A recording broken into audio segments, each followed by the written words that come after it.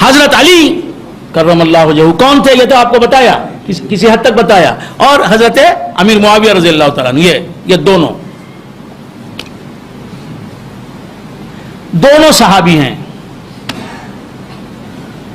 حضرت امیر معاویہ رضی اللہ تعالیٰ عنہ کون ہے؟ کاتب وحی ہیں۔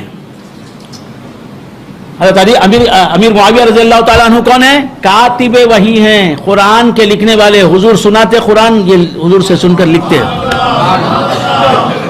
ان کا لکھا ہوا قرآن ہمارے پاس موجود ہے، یعنی پورا قرآن نہیں، ان کی لکھی ہوئی آیتیں حضور سے سن کے انہوں نے جو آیتیں لکھی محفوظ کی وہ بھی اس قرآن میں ہیں، وہ آیتیں بھی۔ حضرت امیر معاویہ رضی اللہ تعالیٰ عنہ کون تھے؟ کاتب وحی تھے، صحابی تھے، اور صحابی کے بیٹے تھے۔ ان کے والد گرامی حضرت ابو سفیان رضی اللہ تعالیٰ عنہ، ان کی والدہ صحابیہ ہیں حضرت ہندہ رضی اللہ تعالیٰ عنہ، ان کے والدین صحابہ، سمجھ رہے ہیں؟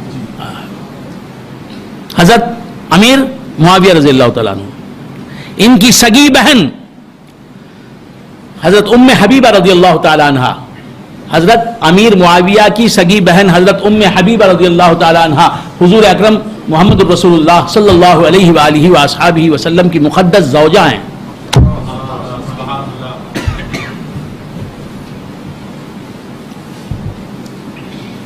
سمجھ میں آ گئی؟ ام المومنین ام حبیبہ رضی اللہ تعالیٰ عنہ، یعنی حضور کے یہ مقدس خسر پورے ہیں، حضور کے خسر کے بیٹے ہیں، حضور کی بیوی کے سگے بھائی ہیں، سمجھ گئے نا؟ کاتب وحی ہیں، صحابی ماں کے بیٹے ہیں، صحابی باپ کے بیٹے ہیں،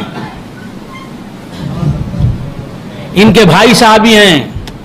امیر معاویہ رضی اللہ تعالیٰ عنہ کے بھائی یزید بن ابی سفیان،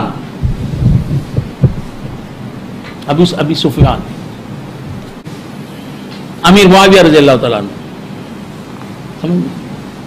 حضرت علی بھی صحابی، یہ بھی حضرت علی حضور کے داماد، یہ حضور کے خسر پورے، آپ سمجھ رہے ہیں؟ حضرت علی ہاشمی ہیں، بنو ہاشم سے تعلق رکھنے والے، امیر معاویہ رضی اللہ تعالیٰ عنہ بنو امیہ سے تعلق رکھنے۔ امیر معاویہ رضی اللہ تعالیٰ عنہ اور حضرت علی کرم اللہ وجہہ کے درمیان جنگ ہوئی، جنگ جمل میں حضرت علی کرم اللہ وجہہ کے مخالف گروپ میں حضرت امیر معاویہ رضی اللہ تعالیٰ عنہ تھے، حزب مخالف میں۔ جنگ جمل میں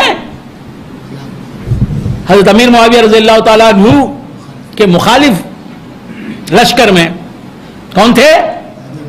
امیر معاویہ رضی اللہ تعالیٰ۔ جنگ جمل میں جو بصرہ میں لڑی گئی، حضرت علی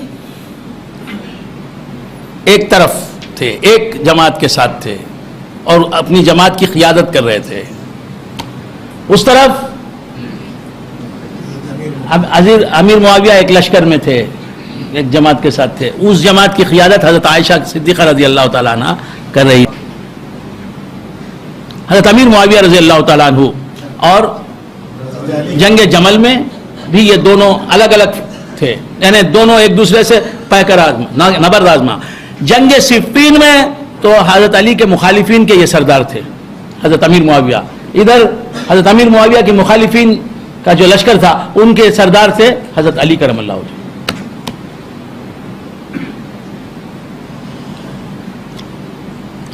تو سمجھ میں آ رہی بات؟ خیر، تو آپس میں جنگ ہوئی، دو جنگیں ہوئی، بات سمجھ میں؟ لیکن اس کے بعد حضرت علی کرم اللہ وجہہ، یہ دونوں جنگوں میں حضرت علی کرم اللہ وجہہ مجتہدانہ حیثیت رکھتے ہیں اور اجتہاد کرنے والے ہیں، مجتہد ہیں حضرت علی کرم اللہ وجہہ، اور آپ نے اجتہاد کیا اور اجتہاد کر کے صحیح نتیجے پر پہنچے، اس لحاظ سے آپ برحق تھے، حق پر تھے.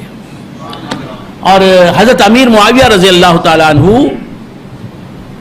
ان دونوں جنگوں میں، خصوصاً جنگ صفین میں حضرت علی کے مخالف تھے.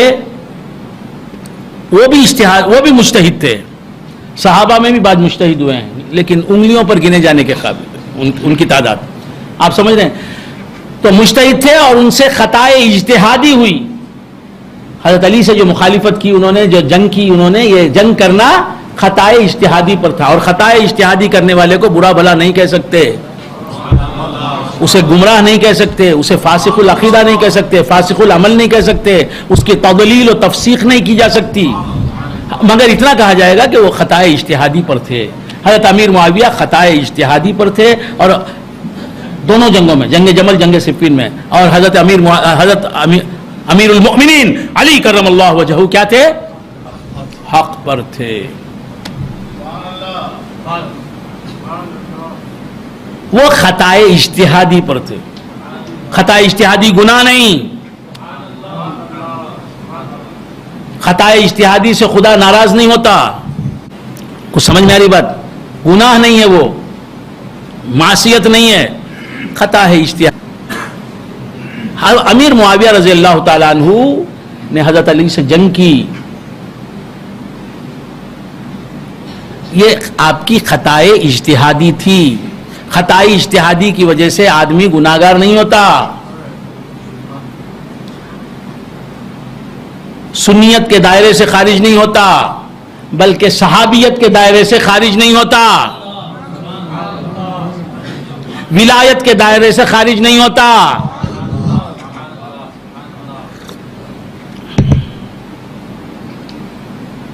اگر وہ مقبول بارگاہ خداوندی ہے، ہونا چاہیے. جو مجتہد ہے وہ مقبول بارگاہ خداوندی ہوگا. مجتہد جو ہے وہ خدا کا معتوب نہیں ہوتا، اگرچہ کہ خطا اجتہادی اس سے سرزد ہوتی ہے. خیر، تو حضرت علی حق پر تھے، یعنی ان سے خطا اجتہادی نہیں ہوئی، اس معنی میں وہ حق پر تھے. انہوں نے اجتہاد کیا اور اجتہاد کا نتیجہ بھی صحیح نکلا، ان کو 2 ثواب ملیں گے. امیر معاویہ رضی اللہ تعالیٰ عنہ نے اجتہاد کیا، خطا ہو گئی اجتہاد کی ان کی. اور یہ خطا اجتہادی جو ہوتی ہے وہ غیر اختیاری ہوتی ہے، لہذا اجتہاد کرنے کا ثواب ملے گا ان کو، لیکن اجتہاد میں مصیب ہونے کا ثواب انہیں نہیں ملے گا. ایک ثواب ملے گا. یہ لمبی بڑی بحثیں ہیں. امیر معاویہ رضی اللہ تعالیٰ عنہ کی شان میں ذرا برابر گستاخی نہیں کرنی چاہیے. ان پر کوئی اعتراض نہیں کرنا چاہیے. عقائد نصفی میں عمر نصفی رضی اللہ تعالیٰ عنہ، عقائد میں جن کی کتاب عقائد نصفی،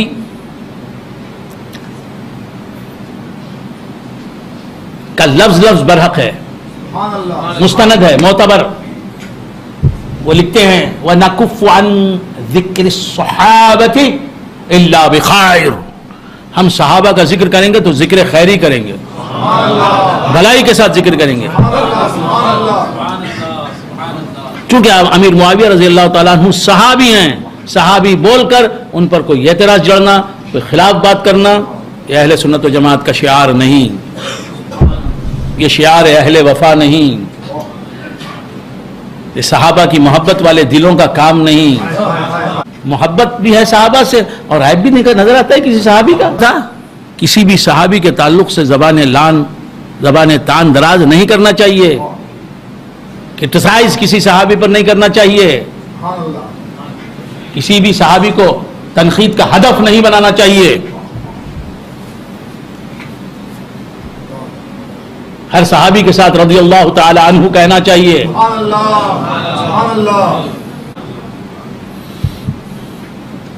سمجھ رہے ہیں آپ حضرت؟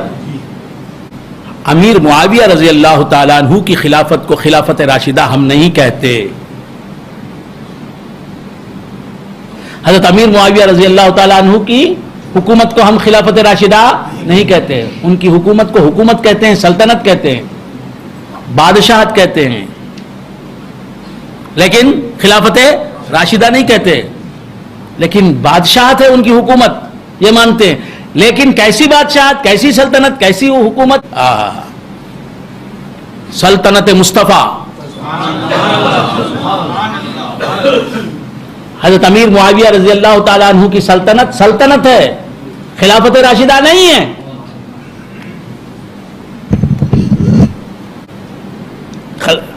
سمجھ میں آئی بات؟ اور اس سلطنت کو ہم کیا کہیں گے؟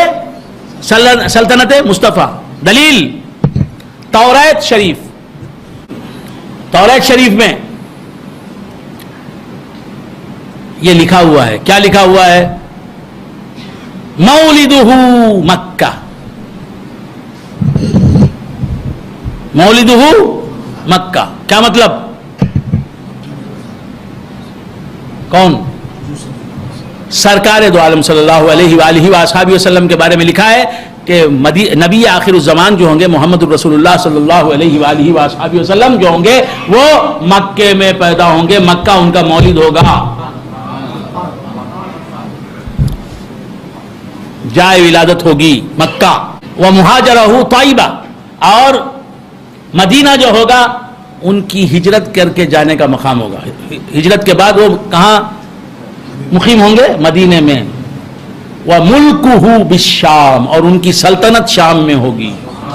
حالانکہ حضور وہاں جا کے حضور کی سلطنت خلافت نہیں ہوئی وہاں، تو یہ امیر معاویہ ہی تھے جو شام میں سلطان بنے، شام کے حاکم بنے، شام کے خلیفہ بنے. تو ان کی سلطنت کو توریت میں اللہ نے کیا بتایا ہے؟ سلطنت مصطفیٰ بتایا ہے. یہی باتیں ہیں جامع نظامیہ کی، یہی باتیں ہیں لطیفیہ کی، یہی باتیں ہیں اہل سنت و جماعت کے علماء کی.